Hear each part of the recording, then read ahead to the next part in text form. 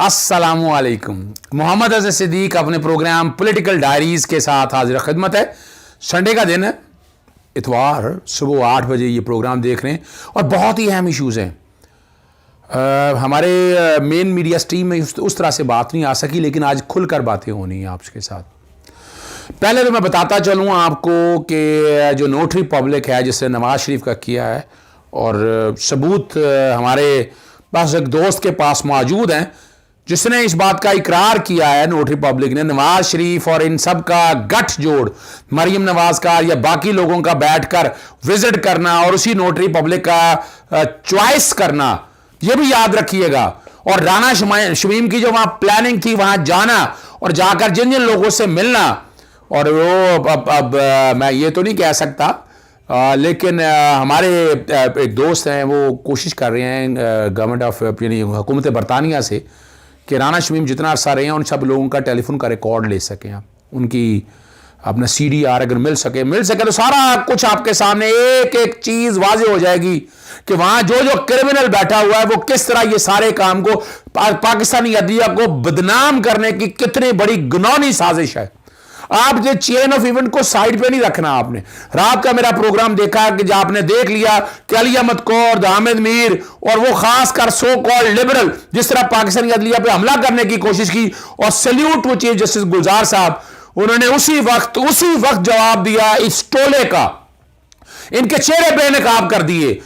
बात वो करें जो समझ आती है। कौन सा फैसला है, मैंने रात भी कहा था और अब भी कह रहा हूं, ये खुदारा ये बाकायदा ऐसे लोगों का एहतसाब बड़ा जरूरी हो गया है। ये जो झूठ बोलते हैं और पूरा एक माइंड सेट है, उसमें हमारे कई लोग फेवरेट हैं, उनके सुप्रीम कोर्ट में कुछ जजेस हैं जो उनके फेवरेट हैं, और शायद इन्हीं वजह से हवा उनको ज्यादा मिलती है। खुदारा पाकिस्तानी अदलिया को मत तकसीम करें, और ये बहुत बड़ी घिनौनी साजिश है। और ये साजिश मैं आपको बता रहा हूं, ये सारा कुछ सामने आ जाएगा। अब ये छुप के नहीं रहना कि राना शमीम वहां करना क्या गया, एजेंडा क्या था, टाइमिंग क्या थी। ये 3 साल खामोशी है, कोई जवाब नहीं। उसका साहबजादे ने सारा कुछ बता दिया, ये सारा कुछ रिकॉर्ड पे आ चुका है। ये कोई बहुत बड़ी रॉकेट साइंस नहीं है। कौम को सोचना है, कौम को होश अक्ल लेने हैं, खासतौर पाकिस्तान मुस्लिम लीग नून को लेने हैं होश के नाखुन, कि आम बंदे को बताएं किसने हमारी अदलिया ने नुकसान पहुंचाया हो।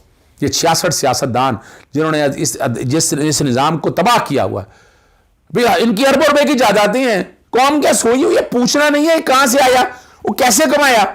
यानी अफसोस और दुख का मकाम है, आंखों पे पट्टी बांधने की कोशिश की है। और एक चंद जो माइंड सेट बैठा है मीडिया में, वो इस एजेंडे को लेकर चल रहा है, ये जर्द सहाफत को लेकर चल रहा है। और ये जर्द सहाफत को जो लेकर चल रहे हैं, याद रखिएगा जिंदगी छोटी सी है, हिसाब होना है अमलों का, यहां भी, दुनिया में भी और आखिरत में भी। आप झूठ बोल के, झूठ को प्रमोट करके, झूठ को फेवर करके मिलेगा क्या आपको।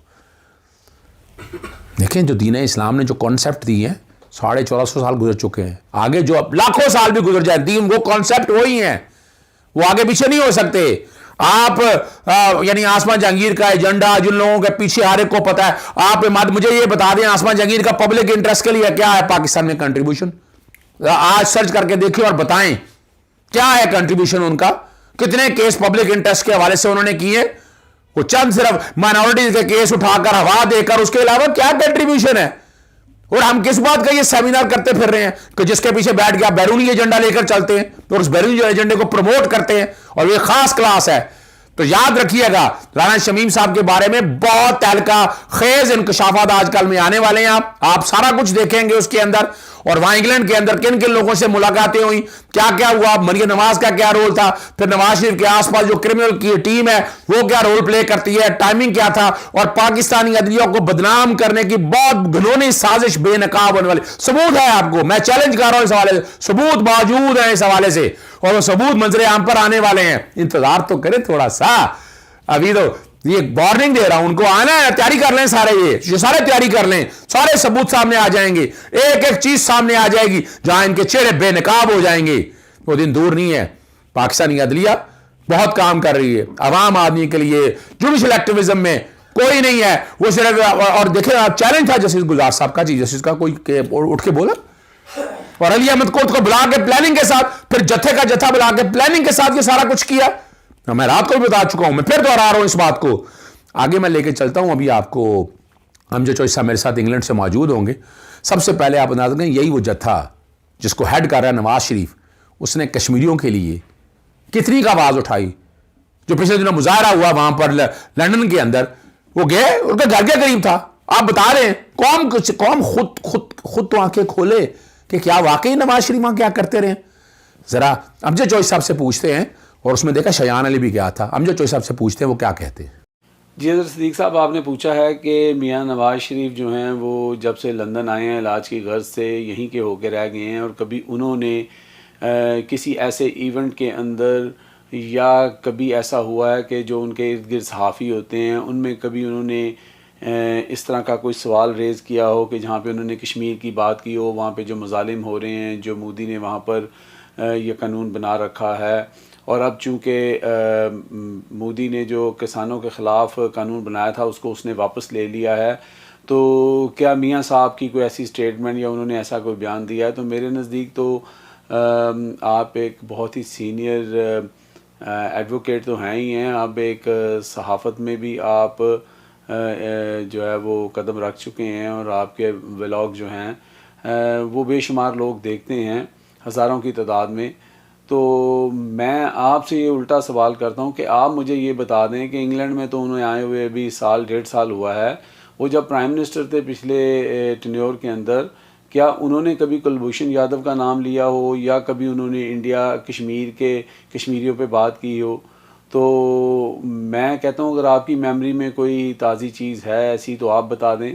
تو یہ تو بہت جو ہے نا ریلیونٹ سوال ہی نہیں بنتا آپ کا, کیونکہ ایسا نہ کبھی ہوا ہے اور نہ کبھی ہوگا. وہاں دوستیاں جاریاں ہیں, ساڑیاں آ رہی ہیں, شادیوں پہ بلایا جا رہا ہے, سارا کچھ کیا جا رہا ہے. میں آپ کو یہاں پر ایک فیکٹ بتاتا چلوں, ابھی جو 27 اکتوبر کو بلیک ڈے منایا جاتا ہے کشمیر کا, وہاں پر جو اس وقت موجودہ پریزیڈنٹ ہیں آزاد کشمیر کے بیرسٹر سلطان محمود, وہ وہاں پر آئے اور اس کے ساتھ بہت سارے دیگر لوگ بھی گئے, اور شایان علی نوجوان جو ہے وہ بھی وہاں پر تھا, اس نے بھی اس میں حصہ لیا, اور وہ جا کر انہوں نے 10 ڈاؤننگ اسٹریٹ کے باہر جو ہے وہ وہاں پر اپنی جو ہے اس کا پروٹیسٹ کیا اور یادداشت وہاں پر دی. تو میاں صاحب کے گھر سے وہ چند قدم کے فاصلوں پر ہے, اس سے پہلے بھی کئی احتجاج ہو چکے ہیں. میاں صاحب سیر کرنے کے لیے جو ہے وہ ہائیڈ پارک میں تو چلے جاتے ہیں, خفیہ میٹنگ کے لیے وہاں چلے جاتے ہیں, لیکن میاں صاحب کو کبھی یہ توفیق نہیں ہوئی کہ وہ کشمیریوں کے اوپر یا کشمیر کے بارے میں ایک لفظ کہہ سکیں. اب جو آپ نے کلبھوشن یادو کے اوپر بہت ڈیٹیل بات کی ہے, ایگزیکٹلی آپ نے چیلنج بھی کیا ہے کہ جس کی اجازت ہی میاں نواز شریف صاحب نے دی تھی, ورنہ یہ جو آج وہ جو ہمارے پنجابی میں کہتے ہیں نا جو یہ کٹا کھلا ہوا ہے, یہ کٹا کھلنا ہی نہیں تھا. تو بس میرا جواب یہی ہے سر. جی, آپ نے امجد چوہدری صاحب کی گفتگو سن لی ساری, آپ کو یقین آ گیا ہوگا کہ نواز شریف کشمیر میں کوئی انٹرسٹ نہیں, اسے مسلمانوں سے کوئی انٹرسٹ نہیں, پاکستان سے کوئی انٹرسٹ نہیں. اگر ہوتا تو یہ ثابت کریں نا, کلبھوشن یادو کا یار رہے, وہ اپنا انڈین ایجنٹ کو فیور کرتے رہے, کہیں دکھا دیں آپ جہاں توہین رسالت کی آواز حلوہ میں سے بات ہوئی, آپ سب نے دیکھ لیا. اب آگے دیکھیے گا, آج میں بالکل انوکھی بات, ایک ڈفرینٹ ایسپیکٹ میں بات کروں گا, اور میں سپورٹ کروں گا سکھوں کو جنہوں نے ہمیشہ وہ علیحدہ آباد پاکستان بنتے ہیں, ان کا کردار بڑا عجیب سا ہے, لیکن ابھی جو کشمیر کی آواز اٹھا رہے ہیں, اور انڈیا کے اندر جو اتنی بڑی موومنٹ چلی, وہاں پر اتنی بڑی موومنٹ چلی, کتنے مارے گئے سکھ, اور وہ فارمر نے کتنی جنگ لڑی نریندر مودی کے خلاف, نواز شریف کے یار کے خلاف, اور شکست ہوئی. نواز شریف نے کتنا کس کام کو سنب کیا, آپ ذرا بتا دیں, اٹھا کر دکھا کے چیلنج آتے یہ انہی صحافیوں کو. حامد میر نے کتنا بول لیا, یا وہ سارے لوگ آسمان شرازی کو لے لیں, ثنا بچا کو لے لیں, اور غریدہ فاروقی کو لے لیں, گل بخاری کو لے لیں, وہ سارے ان لوگوں کو لے لیں, کتنا بولے ہیں یہ لوگ, بالکل نہیں بولے. اور امجد چوہدری صاحب سے گفتگو کریں گے صرف, اور انہوں نے یعنی سکھ بھائیوں کے ساتھ جو گفتگو کی, ذرا وہ بھی سنیے گا. چلتے ہیں امجد چوہدری صاحب کے پاس. جی سردار جی, کی نام جناب دا؟ میرا نام ہرمن ہے جی. جی ہرمن بھاجی, کی کہندے ہو جڑا اج مودی نے اپنا بیان واپس لے لیا ہے؟ ਆ ਦੇਖ ਲਓ ਜੀ, ਪੜਾਕੇ ਚੱਲੀ ਜਾਂਦੇ ਹੈਗੇ, ਪੂਰਾ ਖੁਸ਼ੀ ਦਾ ਮਾਹੌਲ ਇੱਥੇ ਵੀ ਆ ਜਿੱਥੇ ਜਿੱਥੇ ਪੰਜਾਬੀ ਰਹਿੰਦੇ ਆ. ਅੱਛਾ, ਪਟਾਕੇ ਚਲਾ ਰਹੇ ਨੇ? ਆ ਪੜਾਕੇ ਚੱਲ ਰਹੇ ਆ ਜੀ, ਦੇਖੋ ਇੱਥੇ ਵੀ ਸਾਊਥ ਹਾਲ 'ਚ. ਨਹੀਂ, ਲੇਕਿਨ ਤੁਸੀਂ ਕੀ ਸਮਝਦੇ ਹੋ ਕਿ ਆਪਣਾ ਮੋਦੀ ਦੀ ਸ਼ਿਕਸਤ ਹੋਈ ਹੈ? ਹਾਂਜੀ ਹਾਂਜੀ, ਬਿਲਕੁਲ ਇਹਨਾਂ ਨੂੰ ਪਹਿਲਾਂ ਹੀ ਲੈਣਾ ਚਾਹੀਦਾ ਸੀ ਵਾਪਸ. ਪੰਜਾਬੀਆਂ ਨੇ ਦੱਸਤਾ ਹੈ ਕਿ ਅਸੀਂ ਪੰਜਾਬੀ ਇਹ ਹਾਂ. ਦੇਖੋ ਜੀ, ਧੌਣ ਚੋਂ ਕਿੱਲਾ ਕੱਢ ਹੀ ਦਿੱਤਾ. ਧੌਣ ਚੋਂ ਕਿੱਲਾ ਕੱਢਤਾ ਜਮਾਂ ਜੀ, ਜਮਾਂ. ਅੱਛਾ, ਤੇ ਭਾਜੀ ਤੁਸੀਂ ਕੀ ਸਮਝਦੇ ਹੋ ਕਿ ਪਾਕਿਸਤਾਨ ਦੇ ਪੁਰਾਣੇ ਵਜ਼ੀਰ ਆਜ਼ਮ ਨੇ ਇਮਰਾਨ ਖਾਨ, ਉਹਨਾਂ ਨੇ ਵੀ UN 'ਚ ਵੀ ਜਾ ਕੇ ਗੱਲ ਕੀਤੀ ਔਰ ਅਸੀਂ ਬਹੁਤ ਜ਼ਿਆਦਾ ਮੋਦੀ ਦੇ ਸਬੂਤ ਦਿੱਤੇ ਦੁਨੀਆ ਦੇ ਵਿੱਚ ਕਿ ਇਹ ਫਾਸ਼ਿਸਟ ਗਵਰਨਮੈਂਟ ਹੈ, ਜਿਹੜਾ ਇਹਨਾਂ ਦੀ RSS ਜਿਹੜੀ ਹੈ ਉਹ ਇੱਕ ਟੈਰਰਿਸਟ ਟਾਈਪ ਦੀ ਆਰਗੇਨਾਈਜੇਸ਼ਨ ਹੈ, ਲੋਕਾਂ ਨਾਲ ਜ਼ਿਆਦਤੀ ਕਰ ਰਹੀ ਹੈ। ਤੁਸੀਂ ਸਮਝਦੇ ਹੋ ਕਿ ਇਮਰਾਨ ਖਾਨ ਦਾ ਉਹਨੇ ਪਾਕਿਸਤਾਨ ਨੇ ਵੀ ਇਹਦੇ ਵਿੱਚ ਮਦਦ ਕੀਤੀ ਹੈ? ਦੇਖੋ ਹਾਂਜੀ, ਪਾਕਿਸਤਾਨ ਦੇ ਪ੍ਰਧਾਨ ਮੰਤਰੀ ਦਾ ਵੀ ਧੰਨਵਾਦ ਜੀ, ਬਾਕੀ ਹੋਰ ਵੀ ਜਿੰਨੇ ਵੀ ਪ੍ਰਧਾਨ ਮੰਤਰੀ ਹੋਰ ਇੰਗਲੈਂਡ ਦੇ ਸਾਰਿਆਂ ਨੇ ਇਹ ਚੀਜ਼ ਨੂੰ ਗਲਤੀ ਕਿਹਾ ਹੈ ਜੀ। ਤੇ ਇਹ ਬਹੁਤ ਚੰਗੀ ਗੱਲ ਹੈ ਜਿਨ੍ਹਾਂ ਨੇ ਸਪੋਰਟ ਕੀਤੀ, ਸਾਰੇ ਸਪੋਰਟਰਾਂ ਦਾ ਜੋ ਕਿਸਾਨਾਂ ਦੇ ਹੱਕ 'ਚ ਸੀ। ਮੋਦੀ ਹੈ। ਮੋਦੀ ਕੀ ਚੀਜ਼ ਹੈ ਜੀ, ਕੀ ਪਤਾ ਨਹੀਂ ਕਿਹੜੇ ਆ ਗਏ, ਅਸੀਂ ਉਹਨਾਂ ਨੂੰ ਨਹੀਂ ਛੱਡਿਆ ਤੇ ਇਹ ਮੋਦੀ ਤੇ ਕੋਈ ਚੀਜ਼ ਹੀ ਨਹੀਂ ਸਾਡੇ ਸਾਹਮਣੇ। ਤੇ ਅਸੀਂ ਤੇ ਇਹੀ ਗੱਲ ਕਵਾਂਗੇ ਕਿ ਵੀ ਜੀ ਅਮਨ ਅਮਾਨ ਦੇ ਨਾਲ ਰਹਿੰਦੇ ਆ। ਪਿੱਛੇ ਜੇ ਹੁਣ ਕਸ਼ਮੀਰ ਵੀ ਤੇ ਸਿੱਖ ਭਰਾ ਜਿਹੜੇ ਨੇ ਇਕੱਠੇ ਪ੍ਰੋਟੈਸਟ ਕਰਦੇ ਰਹੇ ਨੇ। ਹਾਂਜੀ। ਠੀਕ ਹੈ, ਇਹਦਾ ਮਤਲਬ ਹੈ ਕਿ ਹੁਣ ਤਾਂ ਤੁਹਾਡੇ ਵਾਲੇ ਪਾਸੇ ਤੇ ਮੋਦੀ ਦੌੜ ਗਿਆ ਤੇ ਉਹਨਾਂ ਦਾ ਮਤਲਬ ਹੈ ਕੱਲ ਕਸ਼ਮੀਰੀ ਜਦੋਂ ਪ੍ਰੋਟੈਸਟ ਕਰਨਗੇ ਤੇ ਸਿੰਘ ਉਹਨਾਂ ਨਾਲ ਖਲੋਣਗੇ। ਬਿਲਕੁਲ ਜੀ, ਸਿੰਘ ਹੈ ਜਿਹੜੇ ਹਮੇਸ਼ਾ ਹਰ ਇੱਕ ਮਜ਼ਲੂਮ ਦੇ ਨਾਲ ਖਲੋਂਦੇ ਰਹੇ। ਤੁਹਾਨੂੰ ਲੱਗਦਾ ਕਿ ਮੋਦੀ ਇਸ ਗੱਲ ਨਹੀਂ, ਮੇਰਾ ਖਿਆਲ ਹੈ ਹੁਣ ਸਹੀ ਹੋਊਗਾ, ਸਭ ਕੁਝ ਸਹੀ ਹੋਊਗਾ। ਤੇ ਇਹ ਜਿਹੜਾ ਤਾਂ ਆਵਾਜ਼ਾਂ ਲਾਉਂਦੇ ਸਨ ਜੀ ਖਾਲਿਸਤਾਨ ਤੇ ਇਹ ਤੇ ਉਹ ਖਾਲਿਸਤਾਨੀ ਇਹ ਉਹ, ਮਤਲਬ ਆਪਣਾ ਹੱਕ ਮੰਗਣਾ ਜਿਹੜਾ ਉਹ ਬੰਦਾ ਖਾਲਿਸਤਾਨੀ ਬਣ ਜਾਂਦਾ? ਨਹੀਂ ਬਣਦਾ, ਨਹੀਂ। ਉਹ ਕਿਉਂਕਿ ਅੱਜ ਬਾਬਾ ਗੁਰੂ ਨਾਨਕ ਜੀ ਦਾ ਜਨਮ ਦਿਨ ਸੀ ਤੇ ਮੋਦੀ ਨੇ ਕੋਈ ਚਾਲ ਤੇ ਨਹੀਂ ਚੱਲੀ। ਇਹ ਹੁਣ ਪਰਮਾਤਮਾ ਸਾਡਾ ਗੁਰੂ ਨਾਨਕ ਜਾਣਦਾ ਆ, ਪਰ ਸਾਨੂੰ ਯਕੀਨ ਨਹੀਂ ਹੈਗਾ। ਪਰ ਜੋ ਸਾਡੇ ਕਿਸਾਨ ਉੱਥੇ ਬੈਠੇ ਆ ਉਹ ਬੈਠੇ ਹੀ ਰਹਿਣਗੇ ਜਦ ਤੱਕ ਸਾਡੇ ਹੱਥ ਵਿੱਚ ਕੋਈ ਚਿੱਠੀ ਨਾਵਾਂ ਜਾਂ ਕੁਝ ਵੀ ਜਿੰਨਾ ਚਿਰ ਆ ਨਹੀਂ ਜਾਂਦਾ ਉਹਨਾਂ ਚਿਰ ਅਸੀਂ। ਤੁਸੀਂ ਇਹ ਸਮਝਦੇ ਹੋ ਕਿ ਤੁਸੀਂ ਇਹਦਾ ਮਤਲਬ ਮੋਦੀ ਇਹੋ ਜਿਹਾ ਬੰਦਾ ਯਕੀਨ ਨਹੀਂ, ਯਕੀਨ ਉਹ ਕਦੇ ਵੀ ਮੁੱਕਰ ਸਕਦਾ, ਕਦੇ ਵੀ ਮੁੱਕਰ ਸਕਦਾ। 1000 ਬੰਦਾ ਜਿਹੜਾ ਉਹ ਫੌਤ ਹੋਇਆ। ਹਾਂਜੀ ਬਿਲਕੁਲ, ਉਹਦਾ ਕਦੇ ਨਾ ਸੁਣੋ, ਮੇਰੀ ਗੱਲ ਸੁਣੋ। ਜਿਹੜਾ ਸਾਡੇ ਇੰਨੇ ਕਿਸਾਨ ਭਾਈ ਪੂਰੇ ਹੋਏ ਆ, ਉਹਨੇ ਇਹਦਾ ਰੱਦ ਕਰਨ ਦਾ ਤਾਂ ਨਾਂ ਲੈ ਲਿਆ, ਸਾਡੇ ਕਿਸਾਨਾਂ ਦਾ ਨਾਂ ਲਿਆ ਨਹੀਂ ਲਿਆ, ਹੈ ਨਾ? ਨਹੀਂ ਨਾ ਲਿਆ। ਜੋ ਸਾਡੇ ਬਜ਼ੁਰਗ ਤੇ ਮਾਤਾ ਦੇ ਬਜ਼ੁਰਗ ਬੈਠੇ ਆ ਉਹਨਾਂ ਦਾ ਨਾਂ ਲਿਆ ਵੀ ਸਾਡੇ ਮਾਫੀ ਮੰਗਣੀ ਚਾਹੀਦੀ ਸੀ, ਜ਼ਰੂਰ ਮੰਗਣੀ ਚਾਹੀਦੀ। ਉਹ ਤਾਂ ਮਾਫੀ ਮੰਗੀ ਨਹੀਂ ਉਹਨੇ, ਹੈ ਨਾ? ਵੀ ਮੰਗੇ ਤਾਂ ਲਿਖ ਕੇ ਵੀ ਸਾਨੂੰ ਲਿਖ ਕੇ ਵੀ ਦੇਵੇ। ਵਧਾਈ ਜੇ ਫਿਰ ਮੋਦੀ ਨੂੰ ਵੀ ਡਰਾਤਾ ਜੇ। ਹਾਂਜੀ ਬਿਲਕੁਲ ਜੀ, ਆਪਣੀ ਪੂਰੀ ਜਿੱਤ ਹੋਈ ਆ। ਤੁਹਾਨੂੰ ਨਹੀਂ ਲੱਗਦਾ ਕਿ ਵੈਸੇ ਤੇ ਉਹਨਾਂ ਨੇ ਤੁਹਾਨੂੰ ਤੋਹਫਾ ਦੇਣ ਦੀ ਕੋਸ਼ਿਸ਼ ਕੀਤੀ ਹੈ ਬਾਬਾ ਜੀ ਦੇ ਜਨਮ ਦਿਨ ਤੇ? ਹਾਂਜੀ। ਤੇ ਕਈ ਬੰਦੇ ਕਹਿੰਦੇ ਨੇ ਪਤਾ ਨਹੀਂ ਲਿਖ ਕੇ ਵੀ ਦੇਗਾ ਕਿ ਨਹੀਂ ਦੇਗਾ। ਮੈਂ ਕਿਹਾ ਹੁਣ ਦੇਗਾ। ਨਹੀਂ ਬਿਲਕੁਲ ਜੀ, ਹੁਣ ਤੇ ਜੇ ਉਹਨੇ ਇੱਕ ਵਾਰ ਕਿਹਾ ਵਾ, ਬਾਕੀ ਬਾਬਾ ਜੀ ਦੇ ਜਨਮ ਦੇ ਦਿਹਾੜੇ ਤੇ ਕਿਹਾ ਵਾ ਤੇ ਬਿਲਕੁਲ ਹੁਣ ਕਰੂਗਾ ਜੀ। ਤੇ ਤੁਹਾਨੂੰ ਲੱਗਦਾ ਕਿ ਥੋੜਾ ਜਿਹਾ ਜਿਹੜਾ ਇੱਥੋਂ ਪ੍ਰੈਸ਼ਰ ਬਿਲਡ ਹੋਇਆ ਸੀ ਆਪਣਾ ਰੈਫਰੈਂਡਮ ਵਾਲਾ ਜੀ, ਤੇ ਉਹਦਾ ਵੀ ਪ੍ਰੈਸ਼ਰ ਪਿਆ ਹੋਣਾ? ਬਿਲਕੁਲ ਜੀ, ਬਿਲਕੁਲ ਉਹਦਾ ਪੈਣਾ ਪ੍ਰੈਸ਼ਰ ਜੀ। ਉਹਨੂੰ ਅੰਦਰ ਕਿਤੇ ਨਾ ਕਿਤੇ ਤੇ ਬੰਦੇ ਨੂੰ ਡਰ ਹੁੰਦਾ ਵਾ ਜੀ, ਸਾਡੇ ਤੋਂ ਵੱਖਰੇ ਹੋਣ ਜਾ ਰਹੇ ਆ ਤੇ ਕੁਝ ਨਾ ਕੁਝ ਹੱਥ ਉਹ ਵੱਖ ਹੋਣ ਜਾ ਰਿਹਾ। ਤੁਸੀਂ ਪੰਜਾਬੀ ਭਾਈ ਔਰ ਪੰਜਾਬੀ ਹਮੇਸ਼ਾ ਹੱਕ ਵਾਸਤੇ ਖਲੋਤੇ ਵੀ ਨੇ ਤੇ ਤੁਸੀਂ ਇਹ ਸਮਝਦੇ ਹੋ ਕਿ ਜਿਹੜੇ ਵੀ ਬਿੱਲ ਗਲਤ ਨੇ, ਜਿਹੜੇ ਕਿਸੇ ਵੀ ਇਨਸਾਨੀਅਤ ਵਾਸਤੇ ਗਲਤ ਹੋਣਗੇ, ਅਗਰ ਹੁਣ ਕਸ਼ਮੀਰੀਆਂ ਦੇ ਲਿੱਤਾ ਤੇ ਉਹ ਵੀ ਵਾਪਸ ਲੈਣਾ ਚਾਹੀਦਾ? ਬਿਲਕੁਲ ਜੀ, ਬਿਲਕੁਲ। ਕੋਈ ਵੀ ਆਪਣੇ ਵਾਸਤੇ ਜਿਹੜਾ ਆਪਣੇ ਖਿਲਾਫ ਬਿੱਲ ਤਿਆਰ ਹੁੰਦਾ ਜੀ, ਕਿਸੇ ਵਾਸਤੇ ਹੋਵੇ, ਕਿਸੇ ਭਾਈਚਾਰੇ ਵਾਸਤੇ ਹੋਵੇ, ਆਪਾਂ ਨੂੰ ਉਹ ਚਾਹੀਦਾ ਜੀ, ਉਹਨੂੰ ਬਿਲਕੁਲ ਕੋਈ ਵਾਪਸ ਲਵੇ ਜੀ। ਉਹ ਪਿਛਲੇ 8-10 ਸਾਲ ਤੋਂ ਤੁਸੀਂ ਦੇਖ ਨਹੀਂ ਰਹੇ ਕਿ ਵੰਡ ਜ਼ਿਆਦਾ ਪੈ ਰਹੀ ਹੈ, ਹਰ ਪਾਸੇ ਸ਼ੋਰ ਸ਼ਰਾਬਾ। ਹਾਲਾਂਕਿ ਆਰਾਮ ਨਾਲ ਆਪਣਾ ਕੰਮ ਕਰੇ ਬੰਦਾ ਤੇ ਠੀਕ ਹੈ। ਬਿਲਕੁਲ ਜੀ, ਬਿਲਕੁਲ। ਸਿਰਫ ਇਹ ਸਰਕਾਰਾਂ ਦਾ ਕਰਕੇ ਆ ਜੀ, ਹੋਰ ਤੇ ਕੋਈ ਨਹੀਂ। ਆਪਣੇ ਸਾਰੇ ਇੱਥੇ ਪਾਕਿਸਤਾਨੀ ਭਾਈ ਆ ਜਿਹੜੇ ਆਪਣੇ ਪੰਜਾਬੀ, ਇੱਧਰ ਇੰਡੀਅਨ ਆ, ਸਾਰੇ ਇਕੱਠੇ ਰਲ ਮਿਲ ਕੇ ਰਹਿੰਦੇ ਆ ਜੀ, ਇਕੱਠੇ ਕੰਮ ਕਰਦੇ, ਕੋਈ ਆਪਾਂ ਨੂੰ ਦਿੱਕਤ ਨਹੀਂ ਹੈਗੀ ਕਿਸੇ ਦੇ ਨਾਲ। ਔਰ ਦੂਸਰਾ ਸਾਡੇ ਜਿਹੜੇ ਪ੍ਰਧਾਨ ਮੰਤਰੀ ਨੇ ਖਾਨ ਸਾਹਿਬ ਨੇ UN 'ਚ ਵੀ ਜਾ ਕੇ ਗੱਲ ਕੀਤੀ, ਤਮਾਮ ਦੀ ਗੱਲ ਕੀਤੀ ਕਿ ਵੀ ਕਿਸੇ ਵੀ ਮੁਲਕ ਦੇ ਵਿੱਚ, ਜਿਸ ਤਰ੍ਹਾਂ ਇੰਡੀਆ 'ਚ ਈਸਾਈਆਂ ਨਾਲ, ਸਿੱਖਾਂ ਨਾਲ, ਮੁਸਲਮਾਨਾਂ ਨਾਲ ਅਗਰ ਕਿਤੇ ਵੀ ਧੱਕਾ ਹੋਵੇ, ਉਹਨਾਂ ਨੇ ਉਹਦੇ ਤੇ ਗੱਲ ਕੀਤੀ ਤੇ ਨਹੀਂ ਹੋਣਾ ਚਾਹੀਦਾ। ਬਿਲਕੁਲ ਜੀ, ਬਿਲਕੁਲ। ਔਰ ਉਹਨਾਂ ਨੇ ਕਿਹਾ ਕਿ ਅਗਰ ਮੋਦੀ ਇੱਕ ਕਦਮ ਲੈਂਦਾ ਤੇ ਮੈਂ 2 ਕਦਮ ਲਵਾਂਗਾ। ਬਿਲਕੁਲ ਬਿਲਕੁਲ, ਠੀਕ ਹੈ ਨਾ? ਤੇ ਮੇਰਾ ਖਿਆਲ ਹੈ ਕਿ ਪ੍ਰਧਾਨ ਮੰਤਰੀਆਂ ਨੂੰ ਇਹੋ ਜਿਹਾ ਹੀ ਹੋਣਾ ਚਾਹੀਦਾ। ਬਿਲਕੁਲ ਜੀ, ਬਿਲਕੁਲ। ਆਪਣਾ ਸੋਚਣਾ ਚਾਹੀਦਾ ਜੀ ਆਪਣੇ ਵਾਸਤੇ, ਆਪਣੇ ਦੇਸ਼ ਵਾਸੀਆਂ ਵਾਸਤੇ। ਜੇ ਆਪਣੇ ਵੇਖੋ ਜੀ ਦੇਸ਼ ਵਾਸੀ ਜਿਹੜੇ ਉਹੀ ਨਹੀਂ ਖੁਸ਼ ਹੈਗੇ ਤੇ ਕੀ ਫਾਇਦਾ ਆਪਣਾ ਸਰਕਾਰ ਚਲਾਉਣ ਦਾ ਜੀ, ਕੀ ਫਾਇਦਾ ਆਪਣੇ ਕਾਨੂੰਨ ਦਾ ਜੀ। ਵਧਾਈਆਂ ਤੇ ਬਾਕੀ ਜਿਹੜਾ ਕਿਸਾਨਾਂ ਦਾ ਬਿੱਲ ਵਾਪਸ ਹੋਇਆ ਅਜੇ ਹੋਊਗਾ ਤਾਂ ਫੇਰ ਹੀ ਪੂਰਾ ਕਰਾਂਗੇ ਨਾ। ਸਹੀ ਹੱਦ ਤੱਕ ਹੋਣਗੇ ਜਦੋਂ ਕਰਨਗੇ। ਇਹਦਾ ਮਤਲਬ ਗੱਲਾਂ ਬਾਤਾਂ ਦੀ ਗੱਲ ਹੈ, ਜਿੱਥੇ ਲਿਖ ਕੇ ਨਾ ਦਵੇ। ਅਜੇ ਮੋਦੀ ਦਾ ਪਤਾ ਕੁਝ ਨਹੀਂ ਹੈ, ਉਹਨੇ ਐਂ ਘੁੰਮਣਾ ਕਿ ਐਂ ਘੁੰਮਣਾ। ਹਾਂਜੀ। ਵੈਸੇ ਕੀ ਲੱਗਦਾ, ਡਰ ਨਹੀਂ ਗਿਆ ਪੰਜਾਬੀਆਂ ਕੋਲੋਂ? ਪੰਜਾਬੀਆਂ ਕੋਲੋਂ ਡਰਿਆ, ਉਹ ਸਾਰੇ ਹਿੰਦੁਸਤਾਨ ਕੋਲੋਂ ਡਰਿਆ। ਹਿੰਦੁਸਤਾਨ ਦਾ ਮਜ਼ਦੂਰ ਇਕੱਠਾ ਹੋਇਆ ਜੀ, ਤਾਂ ਡਰਿਆ ਆ। ਤੇ ਜਿਹੜਾ ਇੱਥੇ ਰੈਫਰੈਂਡਮ ਹੋ ਰਿਹਾ ਸੀ ਉਹਦਾ ਵੀ ਪ੍ਰੈਸ਼ਰ ਪਿਆ ਹੋਣਾ? ਉਹਦਾ ਪਿਆ, ਉੱਤੇ ਬਿਲਕੁਲ ਪਿਆ। ਉਹ ਹੋਣਾ ਵੀ ਹਾਲੇ, ਹੁਣ ਹੋਰ ਗਾਂ ਵੀ ਹੋਣੇ ਆ, ਉਹ ਅਗਾਮ ਹੀ ਹੋਰ ਰੈਫਰੈਂਡਮ ਹੋਣੇ ਆ ਬਹੁਤ ਅੱਛੀ ਜੀ। ਤੇ ਅੱਜ ਫਿਰ ਕੀ ਕਹਿੰਦੀਆਂ ਨੇ ਸਰਦਾਰਨੀਆਂ? ਅੱਜ ਜਿਹੜਾ ਬਾਬਾ ਜੀ ਦਾ ਜਨਮ ਦਿਨ ਵੀ ਹੈ ਤੇ ਮੋਦੀ ਨੇ ਜਿਹੜਾ ਵਾਪਸ ਲਿਆ ਕਿਸਾਨਾਂ ਦੇ ਖਿਲਾਫ ਜਿਹੜਾ ਕਾਨੂੰਨ ਸੀ, ਜੋ ਮੋਦੀ ਨੇ ਕਾਨੂੰਨ ਵਾਪਸ ਲੈ ਲਿਆ ਉਹਨਾਂ ਦੇ ਬਰਥਡੇ ਤੇ ਸਭ ਤੋਂ ਵਧੀਆ ਗਿਫਟ ਹੈ। ਨਹੀਂ, ਉਹ ਤਾਂ ਸਹੀ ਗੱਲ ਹੈ। ਬਿਲਕੁਲ ਪੱਕੀ ਗੱਲ ਹੈ ਕਿ ਇਹ ਸਬੂਤ ਹੋਣਾ ਚਾਹੀਦਾ ਕਿ ਕੱਲ ਨੂੰ ਕੋਈ ਇਹ ਗੱਲ ਨਾ ਹੋਏ ਕਿ ਵੀ ਫਿਰ ਪਿੱਛੇ ਨੂੰ ਹੋ ਕੇ ਫਿਰ ਮੁੱਕਰ ਜੇ। ਲਿਖਤ ਪੜ੍ਹਤ ਬਹੁਤ ਜ਼ਰੂਰੀ ਹੈ। ਤੇ ਤੁਹਾਨੂੰ ਲੱਗਦਾ ਨਹੀਂ ਕਿ ਇਹ ਜਿਹੜਾ ਇੱਥੇ ਲੰਡਨ ਦੇ ਵਿੱਚ ਰੈਫਰੈਂਡਮ ਹੁਣੀ ਹੋ ਰਿਹਾ ਸੀ ਜੀ। ਤੇ ਰੈਫਰੈਂਡਮ ਦੇ ਵਿੱਚ ਵੀ ਜਿਹੜਾ ਤੁਹਾਨੂੰ ਨਹੀਂ ਲੱਗਦਾ ਕਿ ਉਹਦਾ ਵੀ ਇੱਕ ਪ੍ਰੈਸ਼ਰ ਆਇਆ ਮੋਦੀ ਤੇ ਕਿ ਜੀ ਬਿਲਕੁਲ ਇੱਥੇ referendum ਬਿਲਕੁਲ ਹੋ ਰਿਹਾ ਬਹੁਤ ਪ੍ਰੈਸ਼ਰ, ਬਹੁਤ ਵਧੀਆ ਪ੍ਰੈਸ਼ਰ ਪਿਆ ਹੈਗਾ ਸਾਰਿਆਂ ਦਾ ਹੀ। ਜੋ ਵੀ ਭਾਈਚਾਰਾ ਹੈਗਾ ਲੰਡਨ ਵਿੱਚ ਬਹੁਤ ਮਤਲਬ ਕਿ ਇਸ ਗੱਲ ਵਾਸਤੇ ਸਾਰਿਆਂ ਨੇ ਬਹੁਤ ਸਪੋਰਟ ਕੀਤਾ ਹੈ। ਵੈਸੇ ਤੇ ਉਹ ਬਾਤ ਆਉਣ ਵਾਲਾ ਨਹੀਂ ਸੀ। ਨਹੀਂ ਸੀਗਾ ਹਾਂਜੀ ਬਿਲਕੁਲ। ਤੇ ਸਹੀ ਕਹਿ ਰਿਹਾ, ਮੋਦੀ ਡਰ ਹੀ ਗਿਆ ਨਾ ਪੰਜਾਬੀਆਂ ਕੋਲੋਂ। ਆਖਿਰ ਡਰਨਾ ਹੀ ਚਾਹੀਦਾ ਸੀ, ਡਰਨਾ ਹੀ ਸੀ ਉਹਨੂੰ। ਹਾਂ, ਤੇ ਕੀ ਕਹਿੰਦੇ ਹੋ ਕਿ ਆਪਣਾ ਵਾਅਦਾ ਪੂਰਾ ਕਰੇਗਾ?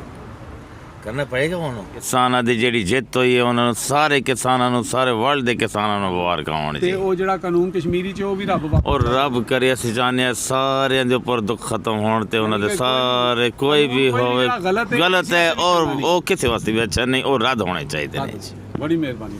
ਇਹ ਤਾਂ ਬੜੀ ਅੱਛੀ ਗੱਲ ਹੈ। ਜੇ ਸਵੇਰੇ ਉੱਠਿਆ ਤੇ ਨਿਊਜ਼ ਹੀ ਦੇਖਿਆ ਤਾਂ ਬਹੁਤ ਖੁਸ਼ ਹੋਇਆ ਇਸ ਚੀਜ਼ ਦਾ ਕਿ ਮੋਦੀ ਜੀ ਨੇ ਇਹ ਕੰਮ ਕੀਤਾ ਹੈ। ਤੇ ਹੁਣ ਉਹ ਆਪਣੀ ਗੱਲ ਤੇ ਅਟਲ ਰਹਿੰਦੇ ਨੇ ਜਾਂ ਨਹੀਂ ਰਹਿੰਦੇ ਉਹ ਤਾਂ ਰੱਬ ਜਾਣਦਾ ਹੈ। ਜਿਹੜਾ ਤੁਹਾਨੂੰ ਚਾਹੀਦਾ, ਜਿਸ ਤਰ੍ਹਾਂ ਤੁਸੀਂ ਸਾਰਿਆਂ ਨੂੰ ਵਧਾਈਆਂ ਦੇ ਰਹੇ ਹੋ, ਤੇ ਕਿਆ ਮੋਦੀ ਨੂੰ ਚਾਹੀਦਾ ਕਿ ਉਹ ਜਿਸ ਤਰ੍ਹਾਂ ਉਹਨਾਂ ਨੇ ਇੱਕ ਕਾਨੂੰਨ ਉੱਥੇ ਬਾਕੀ ਜਿਹੜਾ ਕਸ਼ਮੀਰ ਤੇ ਵੀ ਲਾਇਆ, ਉਹ ਜਿਹੜੇ ਕਸ਼ਮੀਰੀ ਨੇ ਉਹਨਾਂ ਨਾਲ ਵੀ ਜ਼ਿਆਦਤੀ, ਉਹ ਵੀ ਵਾਪਸ ਹੋਣਾ ਚਾਹੀਦਾ? ਫਿਰ ਮੈਂ ਤਾਂ ਕਹਿਣਾ ਕਿ ਜੇ ਜੋ ਕੰਮ ਉੱਥੇ ਹੁੰਦੇ ਨੇ ਨਾ ਉਹ ਪ੍ਰੇਮ ਪਿਆਰ ਮੁਹੱਬਤ ਨਾਲ ਹੋਣ ਤਾਂ ਬਹੁਤ ਅੱਛੀ ਗੱਲ ਹੈ। ਸਾਰੀ ਆਵਾਮ ਜਿਹੜੀ ਹੈਗੀ ਨਾ ਉਹ ਖੁਸ਼ ਐਕਸੈਪਟ ਕਰੇਗੀ। ਕਿਸੇ ਨਾਲ ਵੀ ਨਹੀਂ, ਜ਼ੁਲਮ ਕਿਸੇ ਨਾਲ ਨਾ ਹੋਵੇ। ਇਹ ਅਸੀਂ ਨਹੀਂ ਚਾਹੁੰਦੇ ਕਿ ਅਸੀਂ ਸਿੱਖਾਂ ਤਾਂ ਅਸੀਂ ਕਹੀਂ ਸਿਰਫ ਸਾਡਾ ਹੋਵੇ, ਨਹੀਂ, ਸਾਰੇ ਅਸੀਂ ਇਨਸਾਨੀਅਤ ਸਭ ਵਾਸਤੇ ਇੱਕੋ ਤਰ੍ਹਾਂ ਦੀ ਹੋਣੀ ਚਾਹੀਦੀ ਹੈ, ਚਾਹੇ ਉਹ ਹਿੰਦੂ ਹੈ, ਮੁਸਲਿਮ ਹੈ, ਸਿੱਖ ਹੈ, ਈਸਾਈ ਹੈ। ਜਿਸ ਤਰ੍ਹਾਂ ਕਸ਼ਮੀਰ ਪਹਿਲੇ ਹੈ ਸੀ ਉਸੇ ਹਾਲਤ ਵਿੱਚ ਉੱਥੇ ਵੀ ਹੋ ਜਾਣਾ ਚਾਹੀਦਾ, ਕਰਫਿਊ ਵਗੈਰਾ ਉਤਰ ਜਾਣਾ ਚਾਹੀਦਾ। ਕਰਫਿਊ ਉਤਰਨਾ ਚਾਹੀਦਾ। ਦੇਖੋ ਉਹ ਵੀ ਇतना अच्छा मुल्क है, ਅਸੀਂ ਗਏ ਹਾਂ ਉੱਥੇ ਵੀ ਘੁੰਮੇ ਆ, ਇਹ ਗੱਲ ਨਹੀਂ ਕਸ਼ਮੀਰ ਅਸੀਂ ਗਏ ਹਾਂ। जी अज़हर सिद्दीक साहब, जिस तरह हमने प्रोग्राम बनाया था कि ये मोदी ने जो ऐलान किया है कि 3 काले कानून उसने वापस लिए हैं, इस पे हमें सिखों की कम्युनिटी के पास जाके उनके एहसासात और उनके जज्बात को ऑब्ज़र्व करना चाहिए था। इसीलिए मैंने ये वीडियो बनाई है और इसमें आपने देख लिया कि लोगों के बड़े मिक्स रिएक्शन हैं।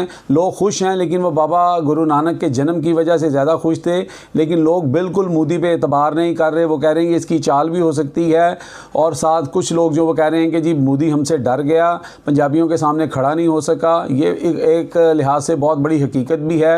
और कुछ लोग जो हैं वो पाकिस्तान को और इमरान खान को भी अप्रिशिएट कर रहे हैं कि पाकिस्तान ने भी मोदी को जो है वो नंगा करने में कोई कसर नहीं छोड़ी। पूरी दुनिया में उसका जो एक ज़ालिमाना चेहरा था वो दुनिया को दिखाया।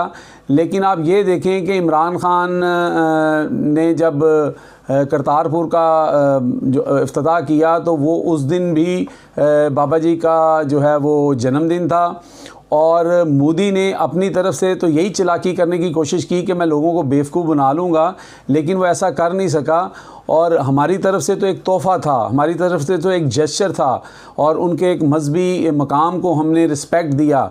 मोदी उनके ऊपर 3 काले कानून थोप कर और बाद में जन्मदिन वाले दिन वापस लेकर ये साबित करना चाह रहा था लोगों को कि मैं बड़ा तीसमार खान हूँ, बड़ा फराग दिल हूँ, और मैंने बड़ी आप लोगों के साथ जो है ना कोई नेकी कर दी है। तो ये वो हिसाब है, कहते हैं ना उल्टा चोर कोतवाल को डांटे। लेकिन लोग बड़े होशियार हैं जी, वो कहते हैं कि खालिस्तान का जो रेफरेंडम है वो जारी रहेगा, वो इंग्लैंड से अब अमेरिका और कनाडा भी जाएगा, और लोगों का मानना है कि वो अपना खालिस्तान का जो ख्वाब है वो पूरा करके रहेंगे। जी, आपने अमजद चौधरी साहब से बड़ी तफसीली गुफ्तगू सारी सुन ली है। हम यहाँ इंसानियत का दर्स देने आए हैं। हम हिंदुइज़म को नहीं चलने देंगे, हम ये हिंदू एजेंडा नहीं चलने देंगे, हम ये बैरूनी एजेंडा पाकिस्तान में नहीं चलने देंगे। इनके चेहरे बेनकाब रखेंगे। 5th जनरेशन वार, जो 6 हाइब्रिड वार आ रही है, वो सारा ये चेहरे बेनकाब हो चुके हैं। अब कौम इनकी बातों में नहीं आने वाली, माँ सिवाय जो अंधे लोग हैं। पटवारी नहीं मैं कह रहा, कि जिनका अपना नुक्ता नज़र है उन्हें भी आंखें खोलनी है। याद रखिएगा, रब को जवाब देना है, रब को जवाब देना है। बहरहाल इजाज़त चाहूँगा। अस्सलाम वालेकुम, अल्लाह हाफ़िज़, पाकिस्तान जिंदाबाद।